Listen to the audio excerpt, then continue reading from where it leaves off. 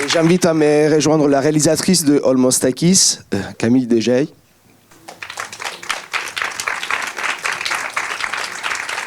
Ciao. Alors, première question. Almost Takis, c'est, si je ne me trompe pas, le deuxième chapitre, deuxième volet d'une trilogie, d'un projet plus large. Voilà, on peut dire comme ça, où il y a des éléments récurrents, et dont le premier c'était Journey Through a Body, qui avait été présenté à la semaine de la critique 2020. 2019, pardon. Et donc la première question c'est pour nous dire quelque chose de plus par rapport à l'ensemble de ce projet et la place que Almost Takis joue dans ce projet plus large. C'est un projet vraiment très simple en fait de gestes, de films qui sont plus comme des mouvements tout simples, qui sont des sortes de portraits à un moment de gens qui sont en prise avec une forme d'administration et en fait avec laquelle il y a un problème de langage. Et voilà, du coup c'est une sorte de déclinaison de ce motif-là qui est tout simple et voilà. Avant, c'était un film avec quelqu'un, un musicien qui avait un contrôle de la CAF. Et là, c'est... Il y a aussi la question de la solitude, par exemple, si je pense aussi à Journey Through a Body. Oui. Et d'autres éléments aussi qui reviennent, comme par exemple les cheveux. Oui. Mais aussi l'effet de réfléchir justement sur l'absurdité des protocoles administratifs vous permet aussi te permet, on peut se tutoyer, et d'intégrer en tout cas différentes tonalités dans le film. C'est-à-dire le film bien sûr un sentiment de mélancolie qui le traverse, mais aussi une certaine ironie justement de la mise en scène de cette absurdité. Je sais pas quoi ajouter. Oui, c'est juste. Enfin, oui. C'est vraiment c'est des. Pour moi, je trouve que c'est vraiment des films qui sont très simples, en fait, qui travaillent vraiment rien, du détail, d'essayer d'observer des toutes petites choses et les coller. Enfin, je considère un peu que c'est un peu comme du collage. Et voilà, c'est plein de petites choses ensemble qui racontent vraiment un bribe de moment, mais ça a vraiment rien. Mais dans la mise en scène finale de la consigne de cendres, avec cette utilisation de la musique, on dirait presque comme une déconstruction aussi d'un certain climax du cinéma un peu émotionnel avec la musique. Est-ce qu'il y avait aussi cette intention-là, c'est-à-dire aussi de construire une certaine idée de climax pour tirer l'arme ou pour... Moi, je pensais faire vraiment un film très drôle au début. Enfin, c'était ça que j'avais envie de faire.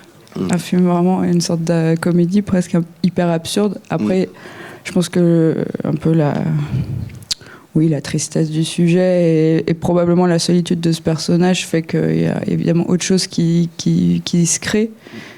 Mais oui, enfin, dans l'idée, c'était vraiment juste de déjouer une espèce de... le film, j'ai l'impression que c'est vraiment juste deux protocoles. Il y en a un très intime, très solitaire, qui tient à rien. Et puis après, il y a cette espèce de protocole un peu convenu, qui fonctionne pas et qui est complètement absurde. Et où il y a un peu les sens qui vont pas ensemble. Il y a un truc de sensibilité qui fonctionne pas. Enfin, c'est ça, quand je parle de langage qui dysfonctionne l'un avec l'autre ou l'un en face de l'autre, en fait, c'est que... Enfin, là, il y a tout qui est fait. Enfin, il y a tout qui est fait pour se recueillir. Et puis, en fait, il n'y a aucun espace sensible ni mental pour le faire. Donc, ça devient absurde. Bonjour. Merci beaucoup de nous faire rire avec la mort, surtout avec les institutions. J'étais très frappée par le travail burlesque. Mais j'ai l'impression que c'est comme un film muet. On a vu en ouverture du festival Jacques Tati qui nous donnait des leçons. Très drôle. Et voilà, j'aimerais savoir justement si c'était ça en amont de l'écriture du scénario, parce que c'est un film qui obéit à des lois physiques, le déplacement des corps, le travail sur le son, les silences, comme une économie de films burlesques, muets. Et je trouve ça assez savoureux sur le mélange des genres. Je voudrais savoir comment concrètement ça s'est passé, si c'était vraiment ce désir d'installer de l'absurde dès le départ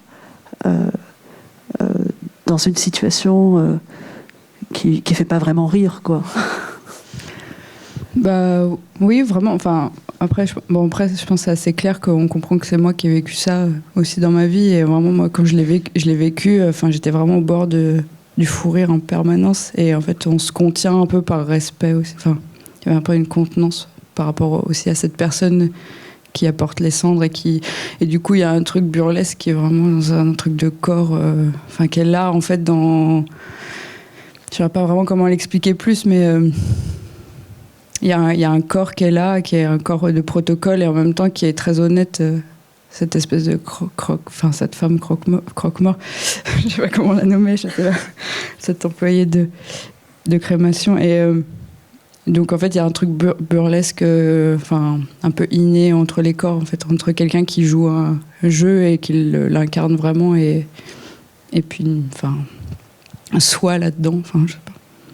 Enfin, c'est aussi des lieux très étranges. Enfin, là, je pense que ça sent mal, mais ce crématorium, là, il est vraiment enfin, il est dans une zone industrielle en bord de ville. Enfin, c'est des sortes de lieux qui sont absurdes en eux-mêmes, enfin, qui sont pas enfin, qui sont au milieu des Ikea et des trucs comme ça. Enfin, mais ça, c'est peut-être un peu raté. Enfin, on le sent pas, je pense. Mais... Non, mais il y a dans l'observation, par exemple, de la ville. Il y a aussi des détails, je pense notamment au travail, c'est-à-dire la petite attention qu'on a sur les travailleurs dans la rue, et juste après, ces magasins désormais vides, abandonnés. Ouais. Bah oui, c'était pour essayer de faire comprendre le trajet, en fait, de cette espèce de ville pittoresque dans lequel il se passe des choses, et puis en fait progressivement comment elle a été esselée, enfin, et en tout cas abandonnée, qu'en fait on va vraiment dans la périphérie de la ville, où il se passe vraiment plus rien et où il y a juste ces voitures et cette espèce c'est un lieu juste de mouvement comme ça, de passage. Et là, il y a ça, il se joue ça, ce truc hyper intime et en même temps qui fonctionne pas vraiment.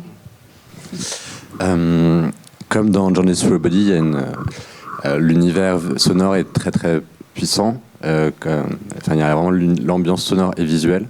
À quel moment est-ce que vous travaillez en fait cette ambiance univers? Est-ce que ça vient dès le tournage ou est-ce que c'est plutôt au montage? Oui, c'est vraiment... En fait, il y a une telle économie quand même, c'est une très petite économie au tournage. Du coup, il y a toute l'existence un peu du hors-champ, hein, qui est un peu nécessaire pour donner de la vie, en fait, dans quelque chose qui n'existe pas forcément, où on n'a pas forcément le temps de le construire sur le plateau. Et puis, en fait, je pense qu'il y a un truc comme ça, en général, j'aime beaucoup... créer du hors-champ avec le son, en fait. Donc il y a beaucoup de travail après, surtout après, oui. Bonjour, merci beaucoup pour votre film. J'aurais aimé savoir si vous pouviez parler un peu, vous parlez de gestes, de quelque chose d'assez personnel. Est-ce que vous pourriez parler un peu de comment vous avez travaillé en scénario, en amont du tournage, et aussi, vraiment de fabrication, quoi, pure, de comment vous avez pensé le découpage, comment vous avez tourné, de voir à quel point c'était préparé, à quel point le réel agit sur ce que vous filmez, quoi. Voilà.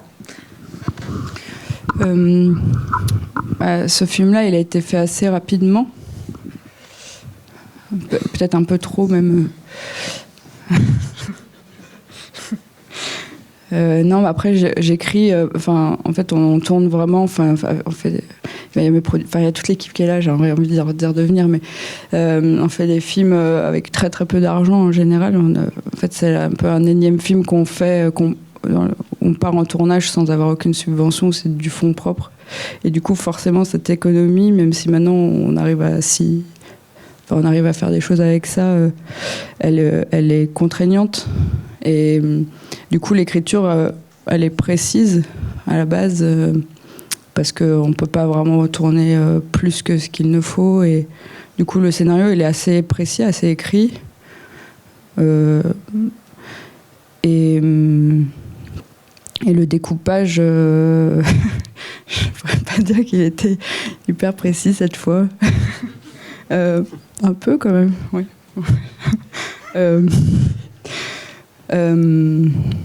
Enfin si, en fait, après, moi, je fais une prise à cause de la pellicule. Tout est quand même mesuré. Du coup, forcément, c'est un peu préparé précisément. Ouais.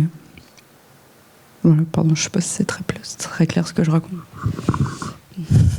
Et par rapport à la structure du film, une question sur le choix de placer donc, le flashback juste après les poèmes. Voilà. Et de nous dire aussi par rapport aux poèmes. Mais aussi dans l'économie du film, la structure du film, le choix d'avoir placé le flashback exactement à ces moments-là. Pourquoi j'ai fait ça? Oui, de nous expliquer ces choix et aussi comment c'était lié aux poèmes.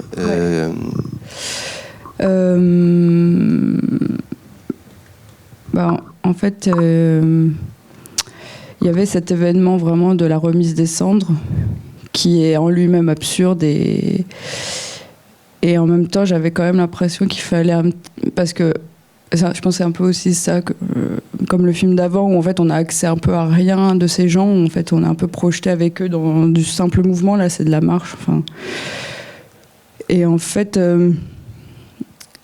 il fallait avoir quand même accès à une forme d'émotion et d'intime de ce personnage et du coup, il y avait ce moment d'attente en fait qui me semblait être le bon moment pour partir en fait, pour ellipser, pour aller.